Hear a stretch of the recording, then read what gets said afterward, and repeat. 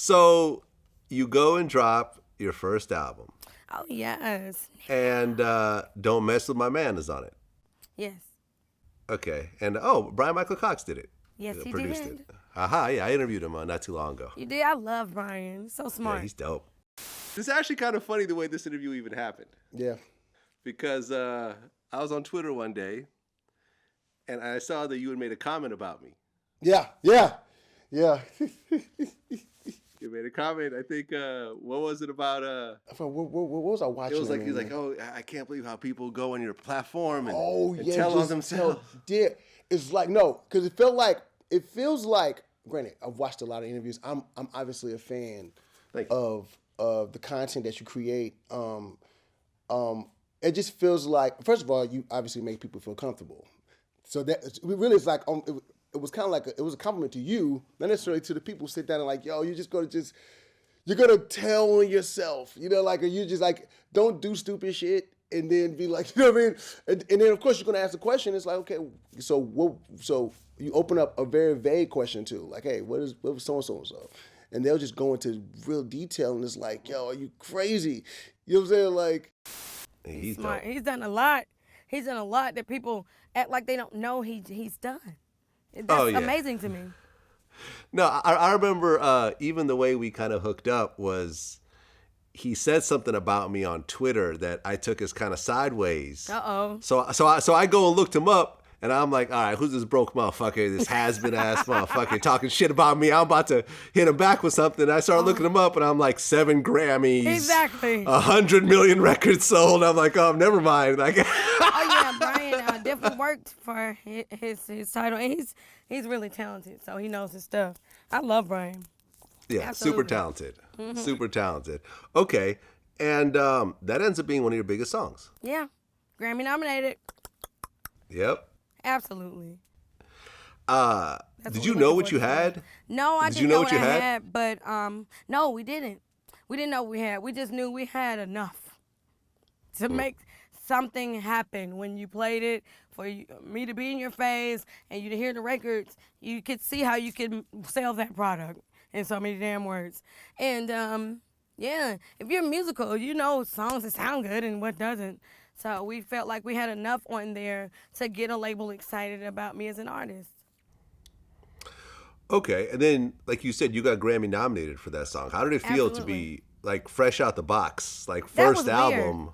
It was weird because even now, I have to point out to people, I didn't go gold. I haven't gone platinum. I've only had 2 albums, and one technically didn't come out until the digital era, which when I was at home, rocking babies. And then I had only shot 4 videos ever of my own. So I'm like, I don't even understand how at that point there was no real support from me. That came, I believe, predominantly from overseas. They were into the color hair and this pop, hip hop, R&B mixture thing. That wasn't the thing at that time. So when the nom came, I'm like, how did I get nominated next to Stevie Wonder, mind you? But funny, right? But it was still nonetheless like, wow, girl, I know you didn't think that was going to happen. Neither did I think my record deal was going to happen. Neither did I expect past and even thus far, I never saw nothing coming. I was just moving, I guess walking in purpose. But no, I didn't know. You never know. This crowd is fickle. You never know. You really don't. Yep. Well, and then Laundromat was on the same album. Genius. Yeah, I was blessed, man. That's what I was saying. Like, I was just blessed to have some great-ass records that, to this day, you naming records that came out 15, 19 years ago. And they're even older to me. I recorded Don't Mess With My Man when I was 16. It didn't come out until I was 19. And I'm 30. We'll leave the back end off. But you get what I'm saying? Yeah. That's weird. And it's not weird, but it's weird to me, I'm saying. But it's who would have thought that? Nobody's sitting there with that gold CD that said 36-song demo thinking 20 years later, girl, they're going to be talking about this demo. Who would have thought that shit? But so I'm always grateful. It's a rarity. Well, I guess R. Kelly, he produced 2 songs on the album. He also did The One For Me. Well, he really didn't. Child, No? that's back when you got a deal with the label and they letting you get on everybody's song on the damn label. No, I wrote that motherfucking song. I love that song, The One For Me. And he, which is a compliment, not to take nothing from the man, but he said, wow, I like her songwriting. Let me get on that song. And he put a verse on there. I won't tell you how I feel about it. It's trash. But, they gave him production credit. He didn't produce that. I wrote that whole damn song, except for his verse. Yeah, well, I guess But he has writer credit on it as well. Because just like with the Neptunes, same thing with R. Kelly. R. Kelly had wrote on Britney Spears. Everybody on Jive, they were doing deals like that. Like you get to work with all the artists, shit like something like that. So that's how. But I wrote The One For Me. That was my song, and he was impressed by it. He was like, "Wow, I like her." He wanted to get on there. But he was, all the credit goes in for Laundromat. But that song. Got it. Okay, because you went on to work with him later on also. He worked on Touching. Yes. He called me back. He said he really liked my voice. The falsetto thing I do, the soft, cute stuff. He loved it. And he said, I got this song. I need you to do it. I got to have your voice.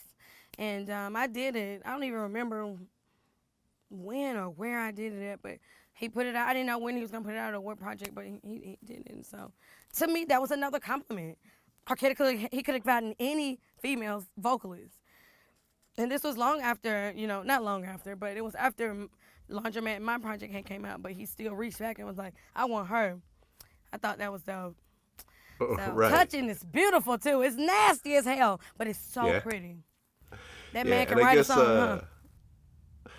No, it's a dope song. I mean, they're both dope songs. I mean, R. Kelly is R. Kelly. He's one of the all-time greats. He can write a record, I'll tell you that much. Right, and I guess my man Nick Cannon was a part of it. I mean, it's a beautiful song. It really is. Yep.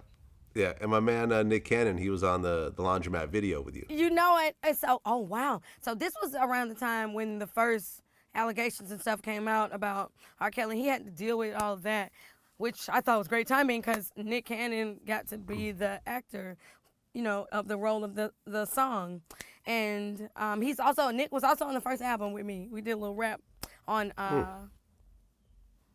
I forgot the name of the song, but there you go. So they said, hey, will you be in the video? You act out the guy's part. And he was like, yeah, that was fun. Yeah. You Don't Even Know is the song. You Don't Even Know. I was so excited because it's the only freaking song I got to rap on my first album because they was like, you can't be no rapper and a singer, girl. What they do to that? I was like, Missy Elliott, but she was a one of a kind and I had to choose. Boo-hoo. But they let me rap. I rapped on that song. All the reason why I got away with it because at first they didn't know it was me. Well, you fast forward to 2019 and R. Kelly is currently in jail.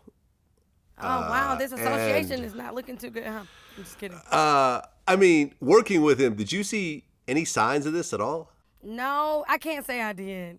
But I feel like at the end of the day, who's to say somebody don't have some creepy ass habit that you wouldn't know, you know what I'm saying? Like, or somebody you work with one time that you don't know. People are freaking human and they do fucked up shit and sometimes you get caught.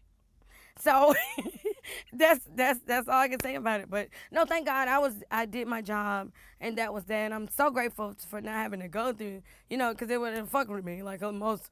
I have enough shit that fuck with me. But thank God that wasn't one of them. So, yeah, I didn't have that experience. So I'm happy to say.